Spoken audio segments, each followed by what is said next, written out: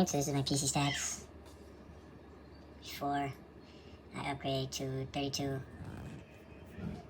gigabytes of DDR3, 2400 megahertz.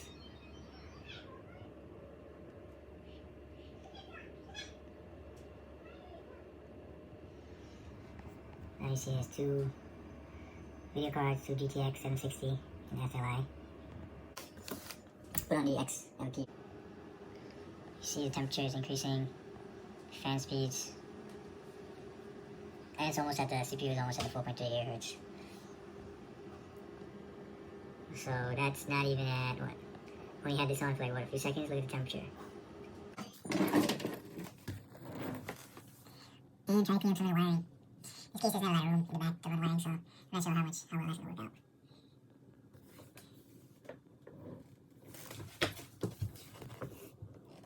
So it's 750 watts, added to 760s.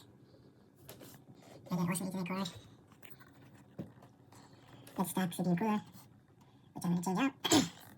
Hopefully there's some room in there with the RAM. And the RAM's going to be changed out from these 1600 megahertz DDR3 Crucial Ballistics. And we'll see what happens. Alright, so the new RAM is installed. This is the old RAM that was in there. Alright, so it's been about 6 hours. Basically, I wasn't able to boot into the BIOS. And I tried a million different ways with this Gigabyte motherboard. And finally, after trying almost every single solution, I took out the SLI, disconnected this video card. Right? I had the video was on the motherboards. The HDMI was on the motherboards video. I shut down. I had the dual BIOS on the 2 tool, which would be the backup with the single BIOS. I used the jumpers, the jumper pins. I just used a screwdriver in there. And I jumped it. Then I switched it to 1.1, which is the dual BIOS with the main BIOS. I jumped it again. And then I booted back up with the onboard video, nothing displayed. So I just had a blank screen, but the computer was on. And then I shut it down again and I swapped the cable into the one video card that's installed. And I finally got it to boot into the BIOS. This took about 6 hours of every single solution you could find online to get in a Gigabyte BIOS. And I was not getting the splash screen. So hopefully this can help somebody. And let me see if I can set up settings and take this fast boot off. Alright, so now I'm in the BIOS. So now I can just mess around with some settings in here, and hopefully I can get this thing to boot back up, install new RAM, and hopefully it'll show the 32 gigabytes at 2400 megahertz. And in addition, so one of the solutions I tried, besides taking out the CMOS battery, using the CMOS button on the motherboard, I did update the main BIOS. You see it's version B10, 10B, I'm sorry. And when I did that, that's when I actually got the blank screen on the main BIOS, and I started actually booting off of the backup BIOS, which was version 7 or something like that. So hopefully now, if I change the settings here, I'll be able to actually restart and actually get into this BIOS by just pressing delete. Let's see what happens. Alright, so now I can actually access the BIOS by actually hitting the delete key. Perfect. You know, one thing I didn't mention was I also went into the power settings and disabled fast boot in Windows itself, so maybe that also helped just for anybody who's having that issue. I did try disconnecting all the drives. That didn't work. Swapping, taking out the RAM, disconnecting all the video cards, turning the power off, taking the CMOS battery off, everything. I think what finally did it was the jumper. I believe that's what really actually caused it to actually go into the BIOS. Alright guys, so it's been another hour and a half, and basically what happened was when I swapped out the RAM, put in the 4 chips, I got a boot cycle. So I took out the chips, and I put 2 of them in channel A. Same thing, I booted back up, so then I decided to test the XMP profile. So I put that on, put it set at 24 megahertz, restarted, booted up, Windows loads, but then it gets like a different crash error after like a few seconds of displaying the desktop. So then I restarted again, I took off the XMP profile, restarted, you know, the RAM was running at 1333, shut it down again, installed the 3rd chip right here in channel B, so there's 3 of them in a row, so it's ABA. Rebooted again, I checked, it was running at 1333, I had 24 gigabytes of RAM.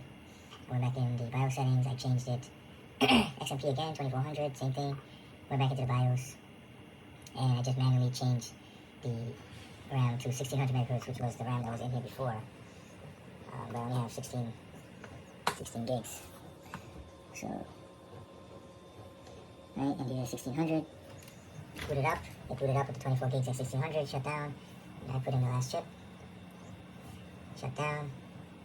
Again, shut down. Put in the last chip. I booted up, and finally booted up. And I can see my 32 gigabytes of RAM right here. Yeah, I don't have any software or anything to check the RAM, but my main purpose tonight, I guess, was to just get the RAM to be recognized by the motherboard. I know a lot of people who I was reading on the forums are having this issue with the motherboard not recognizing the 32 gigabytes. And I think it might be the actual RAM speed that is coming in, or you have to put in, I read somewhere, you have to put in channel A first, boot up, and then put channel B in after. But I kind of did that same procedure, but I just changed the base to 1600 megahertz. So tomorrow, hopefully I can actually take the motherboard out, the cards out.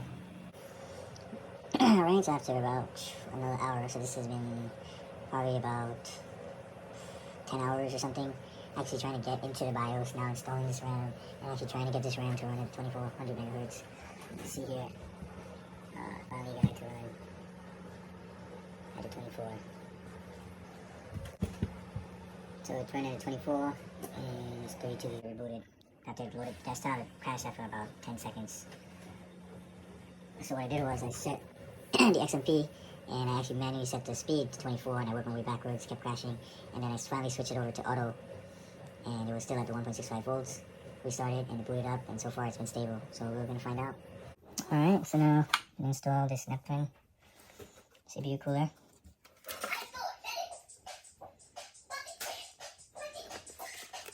It's pretty big. So it comes in here. Got the two GTX cards. Intel.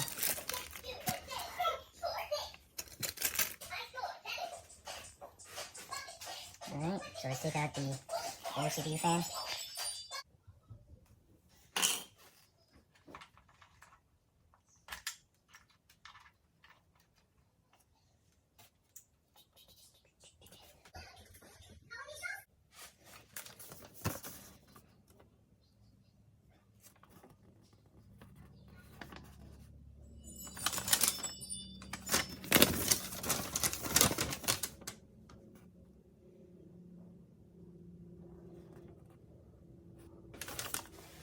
Let's see if we can install this.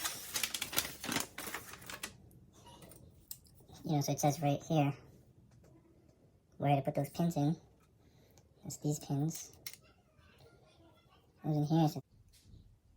Alright, first thing I do is take this old fan off. Okay. Unplugged. Need a flathead screwdriver.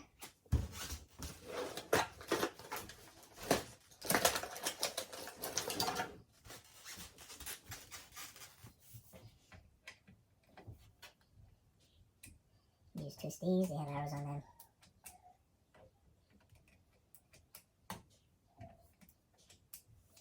Okay. Now let's see. Just wiggle it a little bit. Okay. So this fan's been in here since the CPU was built. And you see it doesn't want to come out. So what you gotta do is lift it up a little bit. And it clips in the back. And there we go. So each thing keeps things off. And now we're gonna just clean the thermal paste, apply new thermal paste, and install the new.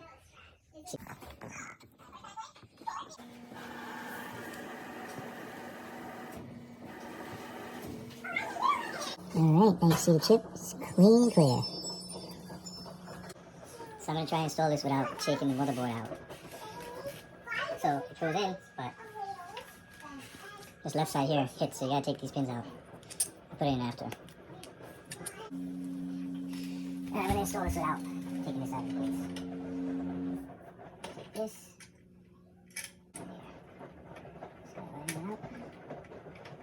Line this up. Right. This up. Alright. So So now I'm going to install these on. They have plastic on one side, so that's the side that's going to go against the motherboard. You just screw these in. And, you know, the back plate's not falling out because it's wedged in by the case.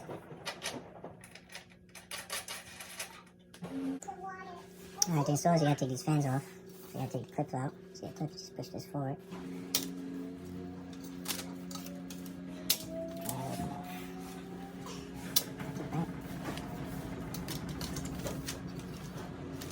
This one.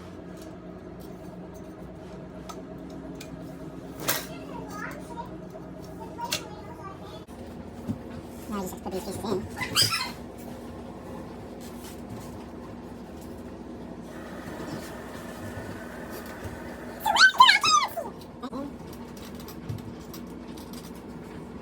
These four bolts.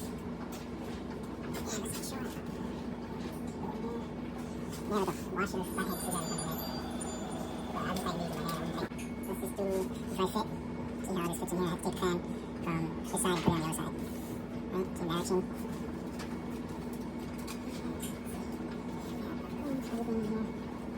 And we're good.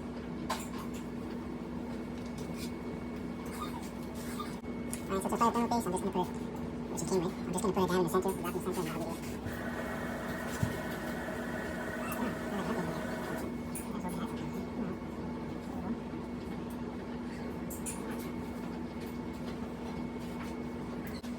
Alright, thermal base, apply it in the center. I'm going to take this off. Nice and clean. And our fan direction is correct. Line is correct. Put it straight down.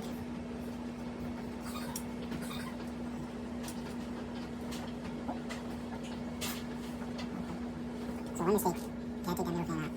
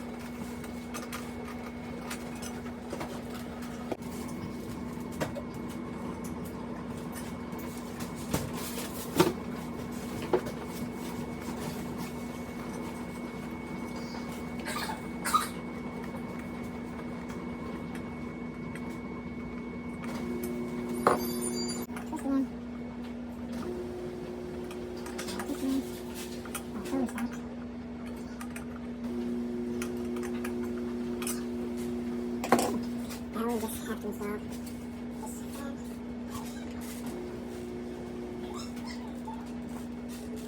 Back in here, which is probably why you needed it to put this outside the motherboard. Alright, so we're installing this master fan here. And yeah, the thing with this fan is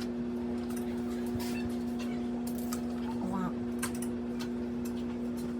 it has this Velcro, this soft padding on it, which I had to use double-sided tape. I guess it's there for any vibration. I put some double-sided tape on it. That's it. Now, what I have to do is reconnect the CPU fans, put back the video card, vacuum it up a little bit. Alright, so this is the complete product here. Right. Installed. The video cards back in. Yep, the wiring in the case is very small. There's no real way to really hide the wiring in this case, so that's the wiring. But we'll see what happens to temperature now. 32 gigs, 2400 megahertz RAM, 2760, 3J GTX SSD, SRI, and deep cooling F20. Alright, overclocked, 4.5 GHz, 2400 megahertz RAM, and the CPU is still in here, like 70 FPS on high, and around 50 FPS on Epic, with CPU temperatures around 45 compared to before, where I believe they're around 70. And the computer noise is actually not as high as before.